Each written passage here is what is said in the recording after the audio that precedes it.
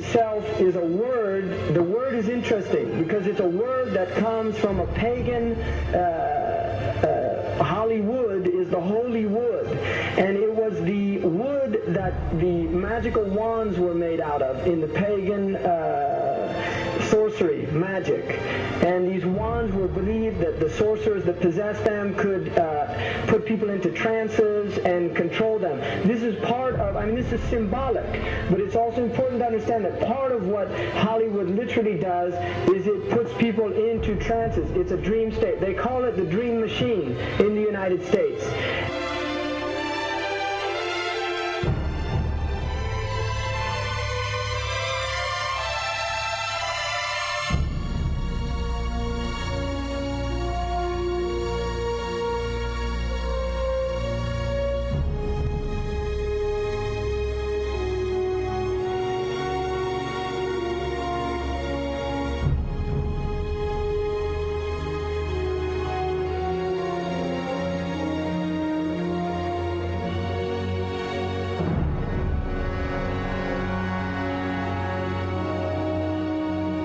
Creates fantasies for people. It puts people into these sleep. Now, one of the things is interesting that in the part of what's done in movie theaters, in darkened rooms where people watch television, is literally a trance state that occurs.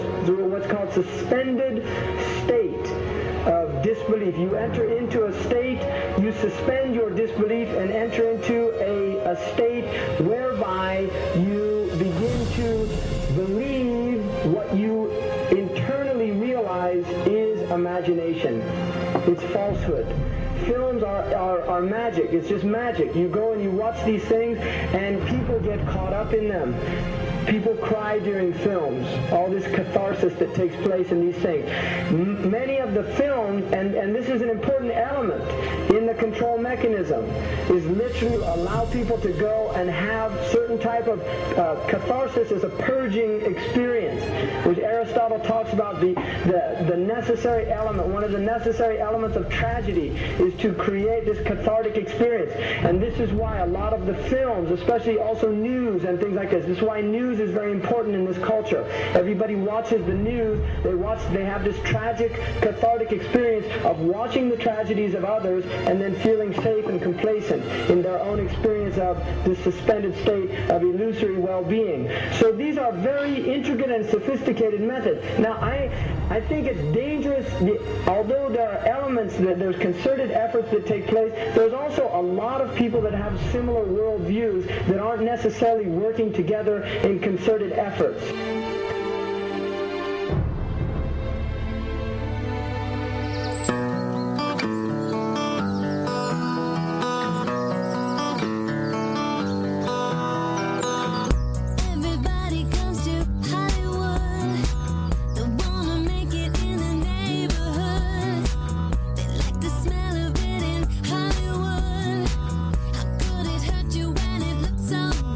Shine your light now.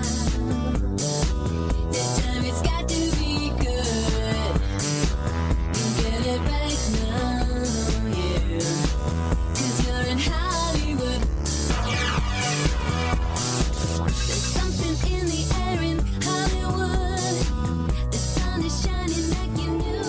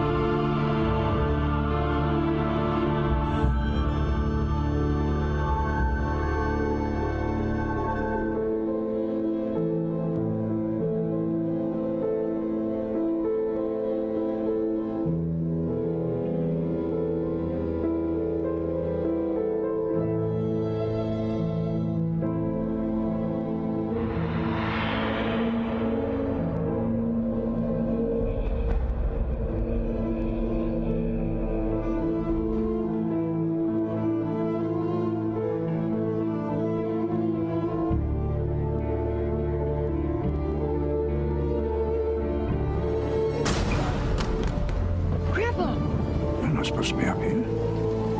Looking at that? I just wanted to know. Well, you're old enough, I suppose. You should know the story. Okay, here we go. It was 1832. On a night much like this.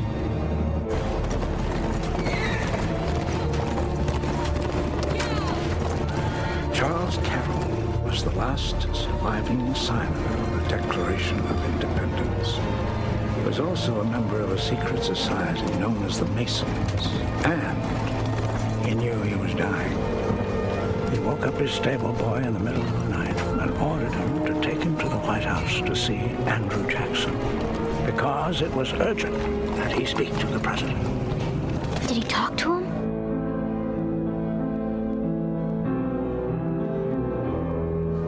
No, he never got the chance. The president wasn't there that night.